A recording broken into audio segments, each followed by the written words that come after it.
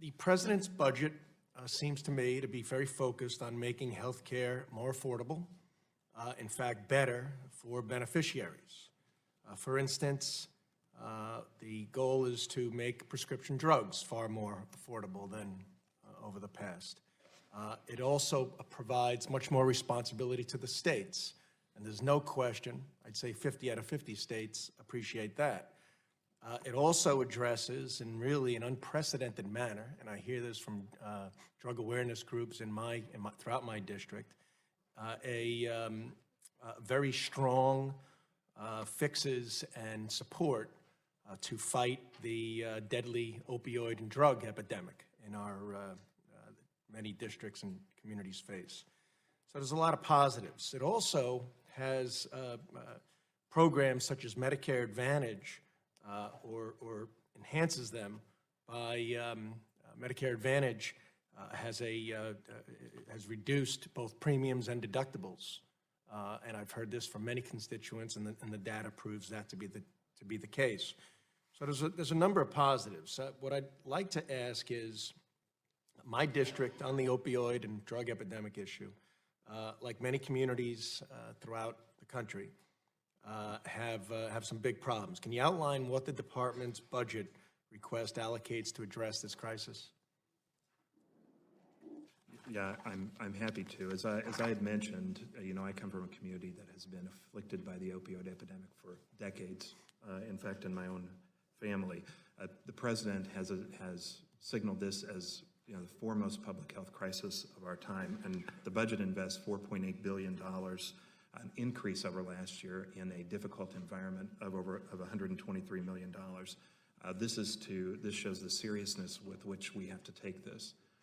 It is the driver of a 3-year decline in American life expectancy, and the efforts that the administration has been taking has resulted in what we hope to be a flattening and a decline for the first time in years of the opioid overdose deaths that we're seeing.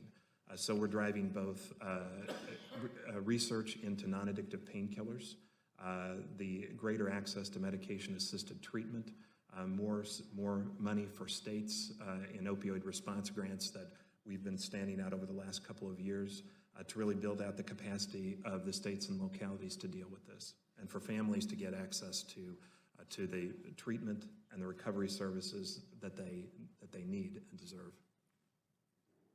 Thank you. You addressed somewhat the issue of rural areas and the support that this budget provides. You did mention something about workforce development. Could you expand upon that? So we have a number of proposals, one of which, say, within the Indian Health Service, which addresses a lot of rural areas throughout the United States, where we are trying to focus on the community health aid program. The budget advocates for this, which is providing training to build out a core of community health aides who can be on the ground in rural areas. And also, Indian Health Service is one of our foremost agencies identified by us in fighting the opioid epidemic, which disproportionately affects tribal members. So, and we can get lessons learned from a lot of these things in terms of workforce development. Great. Can you describe a few of the Medicaid reforms that are in this budget?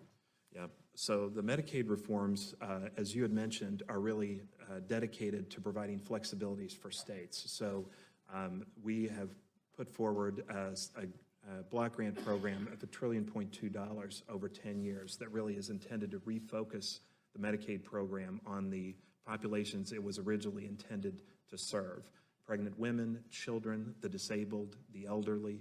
So we're really focusing on the most vulnerable populations and giving states flexibility to deal with their particular populations that they uniquely have the knowledge on the ground of how to deal with them. So we've actually stood out more programs, more flexibilities on that side, and $1.2 trillion in a new program to address these issues and provide flexibilities for the states.